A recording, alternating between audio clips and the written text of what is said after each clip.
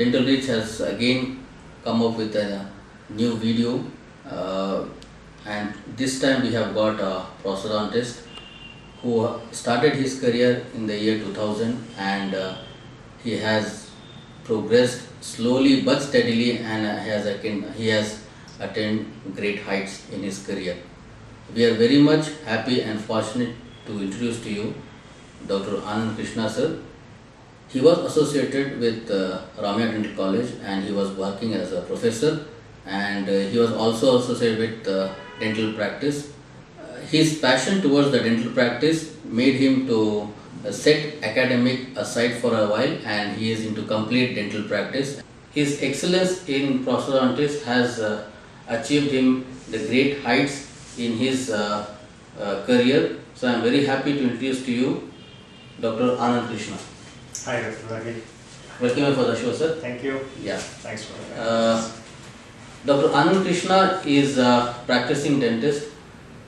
He is a prosthodontist. He has his clinic in New BL Road, and he is a full-time dental practitioner. So we will hear about his achievements and his struggles in his career and his excellence in prosthodontics. Thank you, Dr. Rahil. My journey in prosthodontics began in the 1990s with the inspiration from many teachers. The teachers like Dr. Amaran Shetty, Dr. Sridhar Shetty, Dr. Solomon, Dr. Prithviraj, Dr. Chetan Hegde. They were the pillars of strength for me and for me to imbibe certain basics about prosthodontics. And that is how the passion in prosthodontics began. Then came implant dentistry. Implant dentistry was very new. In 1998, we were fortunate to have the Brennemark conducted course in A.V. Shetty Memorial Institute of Dental Sciences, where I did my post-graduation from. I still remember the vision of my teacher, Dr. Sridhar Shetty. He said that every single postgraduate student should plan, place and restore his own implants. And that is what I have been practicing from the last 20 years. It's been 20 glorious years, very enriching, very satisfying years as a prosthodontist. The reason being, I have been, as a part of my journey, I have carried on my passion for prosthodontics and implantology throughout these years. In 2000, when I came back to Bangalore, I met another wonderful gentleman. Today, he is my elder brother, Dr. Girish Rao, a very passionate maxillofacial surgeon. Both of us started our implant practice together from 2000 onwards.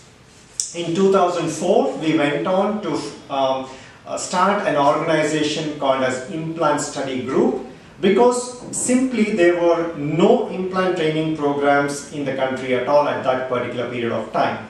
Most programs were just a weekend program where some of the manufacturers would host you in a hotel and probably teach you how to place implants on dummies. We wanted to bring in a holistic view from both a surgical, prosthodontic and a laboratory perspective as to what is the ideal way of practicing implants.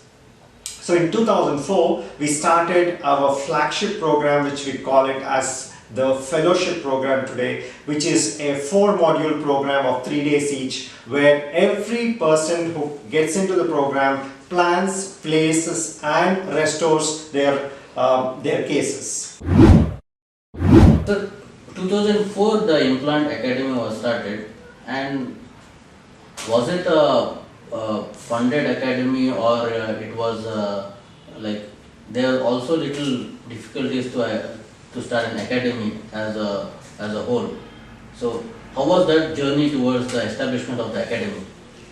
So when we started Implant Study Group, it was a bit of a challenge, simply because we were not patronizing any products. We were not patronizing a particular company.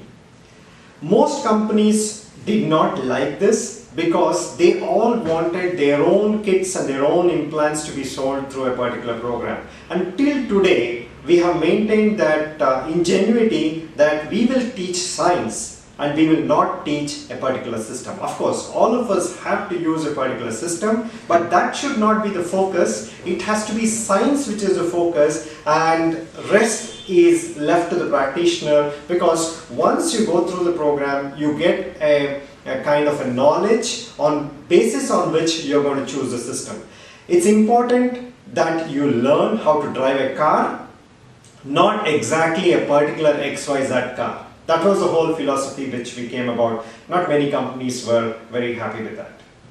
The other biggest challenge when we started Implant Study Group was simply lack of training.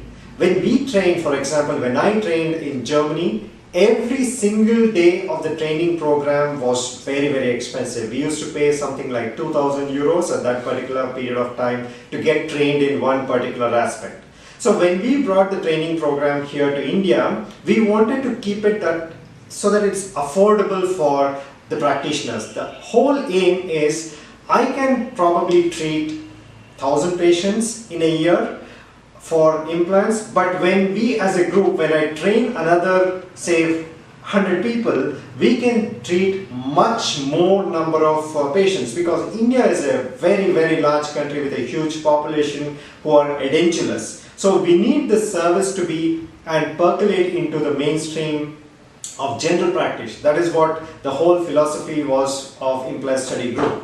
You don't need to be a specialist to practice implant dentistry. If you're a general practitioner and if you can gain enough experience and knowledge about implants, you can definitely go ahead and do simple cases of implants in your own practices. That is the motto of Implant Study Group. Knowledge shared is knowledge grown. So how old is the Implant Study Group now, doctor? Like, how many students have been passed, and are they excelling well in their practice, and will they come and meet you back with the gratitude what they have been taught? Yes. For one, we do not say that we have trained someone or we have passed someone or we have given a degree or a diploma or things like that. It's a journey of learning. We all believe that even we as mentors or resource people, we learn a lot from our participants. They participate in a skill enhancement program, and skill enhancement is infinite. You cannot say, yes, you have learned everything. At the same time, we have had participants who come from all parts of the world. We had a consultant level participant who came in from UK, a fully trained FRCS and FDS RCS, to come in and train with implants for us. So he went back and he is doing very well. There are many such practitioners who have come from all parts of the world. They have become trainers themselves. They run implant academies themselves. They are speakers for various companies. It is very, very gratifying for us to see all these participants doing so brilliantly well. So we take pride that our group is one of the largest groups in the company, where we have more than 1,000 people who have undergone this training program at various levels, and they have done very well in their own practices. So you are also the first prosthodontist to certify from the Board of Prosthodontics as a diplomate. Yes. So please tell us about something about the diplomate, because a lot of people are not aware of what is this diplomate in prosthodontics, and they think it's a new thing. So please highlight some points on that. Yeah. So Indian Board of Prosthodontics is a specialty board under the aegis of Indian Prosthodontic Society. Like in the West, how you have board certified prosthodontists, board certified cardiologists, board certified nephrologists, in India also we have started this with the Indian Board of Prosthodontics. There are other specialty boards which are already existing, like in maxillofacial surgery, like in endodontics, like in orthodontics. There are already the specialty boards, but Indian Board of Prosthodontics started in the year 2012. And I happen to be the first prosthodontist who got through this board. I've been lucky. It's just that God is with me, because it's a very, very difficult qualification process. It's a two-stage process, where in stage one it is a written examination. Once you qualify with that, then you have almost about 21 cases that you have to present, which will qualify you for the Part 2 examination, which is a rigorous 2-day examination with 4 examiners who will go through the cases, and also you will have a grand viva voce, and then you will be, if you pass, you will be eligible to become the diplomate of the Indian Board of Prosthodontics. What is the criteria for a person to appear for the board exam as a diplomate? Is there any criteria, or anybody can just go and appear? Any prosthodontist just passed and can go for the exam? Very good question. Board certification is a process for experienced prosthodontists who can show exemplary skills and knowledge in the field of prosthodontics. So the board criteria for a Part 2 examination is a minimum of 5 years of experience, because we need to show at least 3 years of follow-up of all our cases for the examination process itself. So it's for experienced prosthodontists who can show that they are a cut above the rest. This is a premier board, so you need to have the experience, knowledge and the skill to supplement to become a diplomate of the Indian Board of Prosthodontics. So the board certified prosthodontist, meaning that the standards are increased way beyond the prosthodontics what we had 2 decades back. Absolutely, because we are looking at the cream of prosthodontists. So it is not like a master's examination that you give or any other examination that you would have taken, because this is judged by your own peers. In the sense, there are practicing prosthodontists who come in and they would look at this as something like textbook prosthodontics. Like you, for example, a documentation that you would regularly create is not adequate, because this documentation and the follow-up that you would have to present in the Indian Board of Prosthodontics exam is way higher. So it is the board which makes very high amount of criteria for somebody to become a diplomate of Indian Board of Prosthodontics. So regarding the qualification for this exam, it is quite a bit confusing, because see, as an MDS graduate, we will be having a supervisor attached to us, and he knows what work we have done. Correct. As an independent practitioner, if I appear for a diplomate exam, there is no supervisor for me apart from myself. So how do you say, I mean, what's your view on this point? A supervision is important when you are doing your master's degree, but beyond which you are your own supervisor. There is nobody who can supervise you, somebody who can judge you, because at the qualification level, you need to present the case in such a way. We all know what the ideal criteria or what ideal way or ideal protocol in which the case has to be dealt with. So when you know what is the ideal way of documenting a case, only when you document a case like that, then you will be judged. You will not be supervised, but you will be judged, which is more difficult for you to actually try and live up to that particular expectation.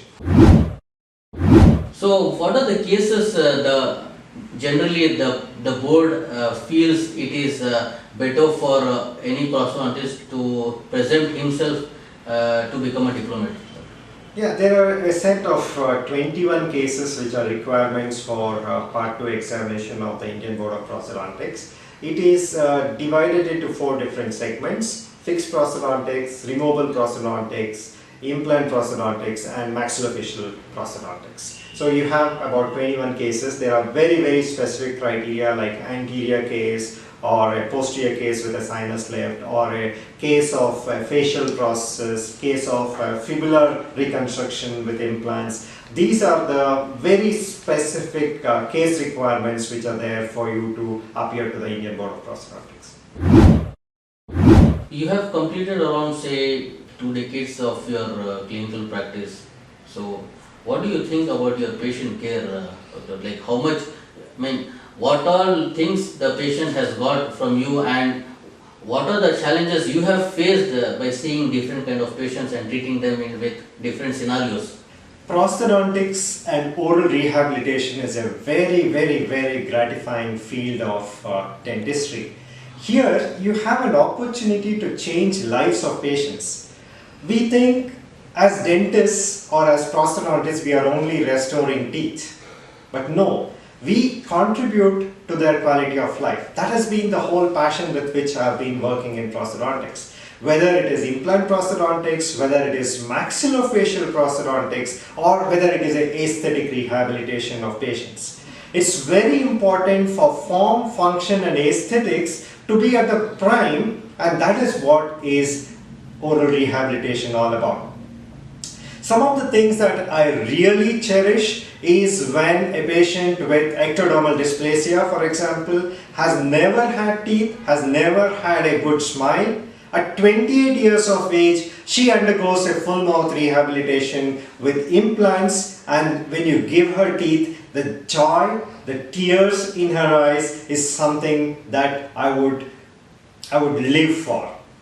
For example, a patient who had had a maxillectomy has never had food through the oral cavity for almost a year, running around with a nasogastric tube. You give her a simple obturator and you take out the tube, the joy that you can see in her eyes when she takes the first sip of water is something that I would live for again. Or when it is a severe maxillofacial case like the one which is published in Bangalore Mirror in 2014, where this patient was not even looking like a human being because of a maxillary tumor which Dr. Geriatric operated. We placed implants and we actually restored this patient. When you see him again, he has become an assistant director in one of the movie making companies. When you have contributed to his life, that is what brings in the joy in us to be passionate about prosthodontics and oral rehabilitation. So we have come across a concept of My Dental Plan. It is quite new for us, so we have just come across it. So what is it and what is your view on this My Dental Plan?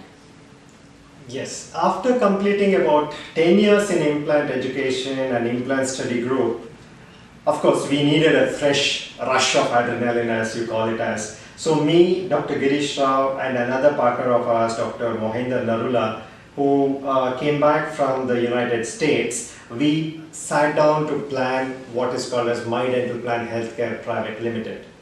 This is a dental HMO. So what does My Dental Plan want to achieve is to bring about awareness among people about oral health and its impact on quality of life.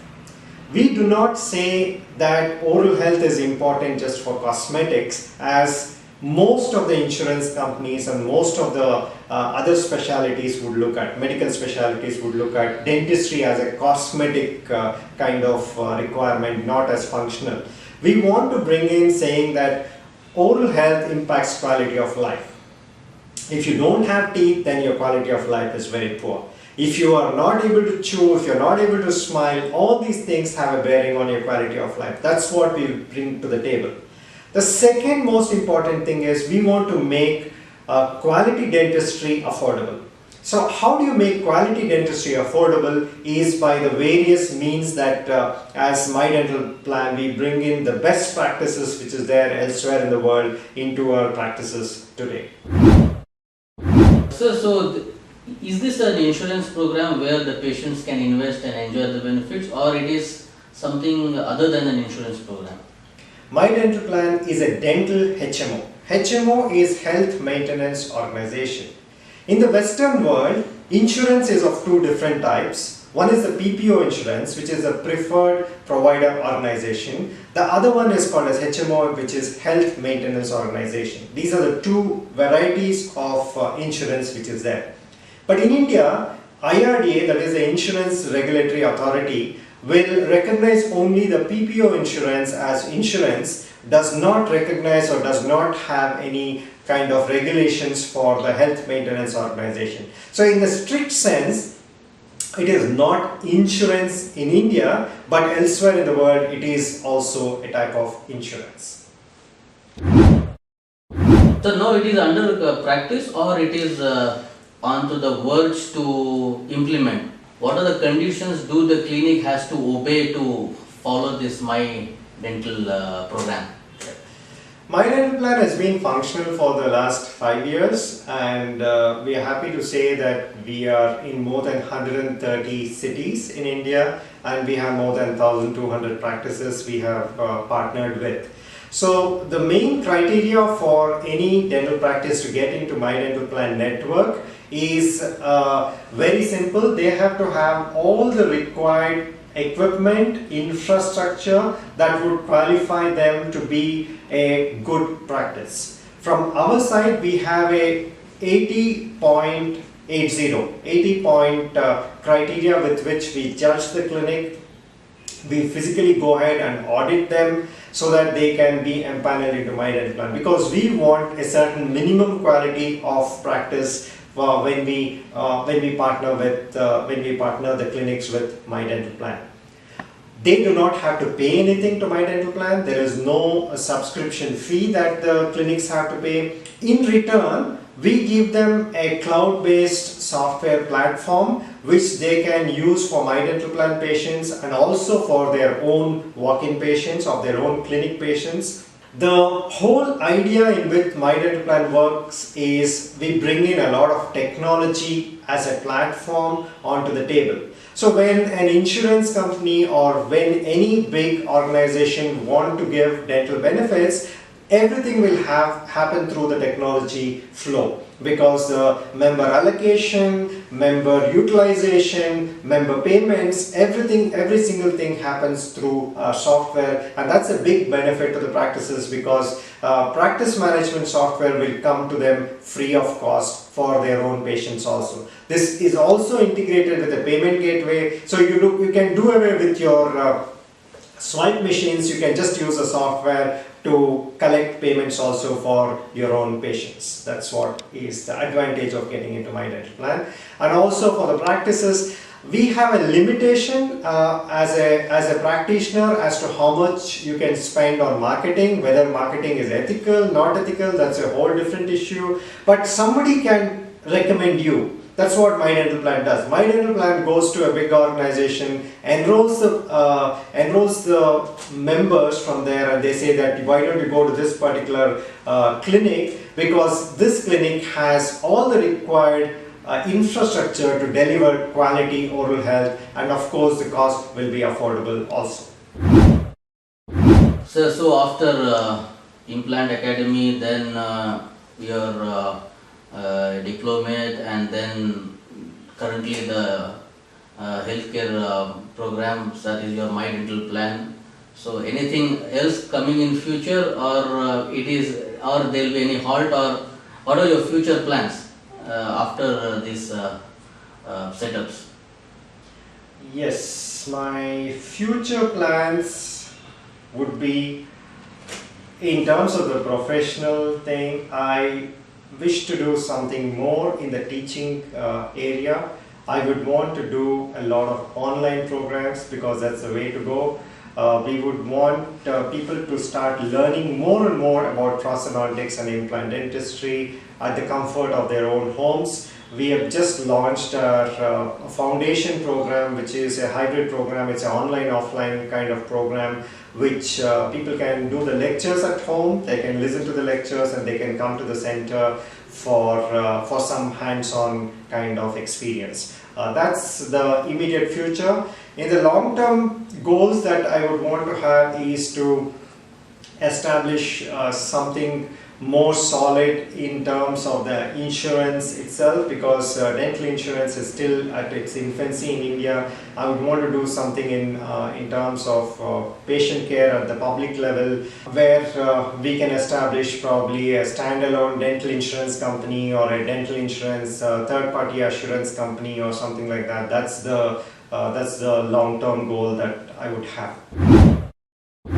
Anything for the older population like geriatrics, any thing which you want to add or you want to contribute for them?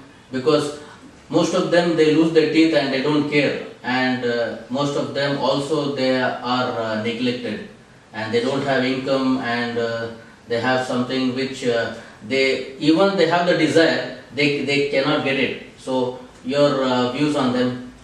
Yeah, at the first level, we should not equate geriatric patients to edentulous patients. That's the whole philosophy of my dental plan. If you look at it carefully, we want people to start creating importance to their own teeth. We want them to look after their teeth so that their dental needs at a later date is much lesser than what they would normally have. This is the first thing. To prevent tooth loss is the first thing. If they have tooth loss, there are techniques in which today you can very, very predictably restore them, and the bite force is something which is very, very similar to that of the natural teeth. Restoring the bite force to restore quality of life is what we are talking about. Third thing which you raised was about affordability. Not everybody will be able to afford the kind of treatment. So back in 2012, when we were doing the ICOI organization, that time we were running the International Congress of Oral Implantologists study group here, we said that anybody who requires oral rehabilitation for maxillofacial instances, suppose you have lost a jaw, suppose you have lost a part of the face, you can come ahead and register with us. We are going to do implant treatment free of cost for you. A lot of patients came ahead and they started registering with us. We have done quite a few cases with fibula reconstruction with implants, for facial implants and things like that. We have done a lot of pro bono work. This has to be expanded for fully edentulous patients also. Fortunately, we have the Danta Bhagya scheme from Government of Karnataka, which gives dentures to edentulous patients. This has to be expanded, and more insurance products. That's very important, because out-of-pocket payment for medical reasons, of course dental also comes under part of medical reasons, should not be there too much to tax the individual. So you need more and more insurance products covering oral rehabilitation, at least, because that's the basic. If you're not able to eat, how is your health going to be? Because it's a huge saving at the end of the day on the health exchequer if your teeth are good. So in that basis, more and more health insurance products should come in for oral rehabilitation of the edentulous patients and cover the geriatric patients so that they can have good bite force and good meal so that they are able to get good health. Sir, your message for the young graduates who always feel they are unemployed. So what do you feel about the current situation for our younger generation and their future? Yes, that's a very, very important question. Most undergraduates and postgraduate students that we meet, some of them are disheartened, saying that, oh, there's so many people who are specialized and who are still not earning that much. See, the simple message is, when we were training, knowledge was scarce. In the sense, acquiring skill sets was very difficult. But today you do not have that barrier. You have knowledge overload, in fact. You have so many resources in which you can gain knowledge. So concentrate on that first. Once you have the full skill set, then sky is the limit. Believe me, there is so much dearth for good hands in dentistry that you cannot even believe. This is unlike the medical practice. In medical practice, you have to see 100 patients every day to actually get some XYZ amount of revenue. But in dentistry, you need to see just 1 or 2 patients whom you do very high quality care with the skills that you have. You can earn probably double that of what a medical practitioner would be gaining, if you're looking at from a monetary perspective. Most of you should prepare yourselves with a very clear goal of a private practice. Today you do not have options at the teaching level. When we all came out, where there were multiple colleges who were offering jobs, they were actually calling us to say, why don't you come and join this particular college for a teaching job? Probably that is something which will be missing for you, but there are so much more that you can do in the Indian population, because you are looking at the second largest population in the world. We have one of the largest populations of edentulous patients and patients with dental needs. What else do you want? What else do you want to look for? You have the captive population, you have the awareness which is increasing on one hand. All you have to do is you have to just ride the wave by having the correct skill set. The most lacunae which is there in young practitioners is because they do not have the requisite skill sets. Once you acquire them, as I told you, sky's the limit. You can do wonders to your own practices, to your own lives. Dentistry is a wonderful profession. The work-life balance that you can have as a dentist is something which most other practitioners of medicine will never be able to imagine. So this is a golden opportunity because you are living in the golden age. So acquire the skill sets and execute it, and the options are limitless. Viewers, a very strong message that has been delivered to you by our dentist, Dr Anandkrishna sir. He is one of our inspiration, I can say, a person who has lived 2 decades of his dentistry, and believe me, it's not easy for a person who starts his career and has come up so long, and he has been successful so far in his career. So for all these things we can only predict his patience and his dedication towards his subject, which has brought him till here. So this video is an inspiration for all. Whenever I used to get depressed, I used to see some inspirational videos, and I used to raise my morale, and that is how this Dental Reach is always bringing you these kind of videos, just to show you how the dentists have tamed themselves from the start of their career, and they have achieved their success of late, not immediately. So you will earn your benefit, you will earn your success, but for that you need to wait, and you need to imply your skills as well as your patience will help you to have a better future and a better life ahead. I thank Dr. Anandkrishna sir for your kind words, and believe me, you have been an inspiration for the younger graduates and all, not only prosthodontists, as a dentist fraternity, you have been excelled. I mean, you have come up till here, and hope we will be getting more inspiration from you, and your work will be recognized in near future also. So here is the video. I hope you like the videos of Dental Reach, and whether it's a dislike or like, we need to see your comments. Thank you.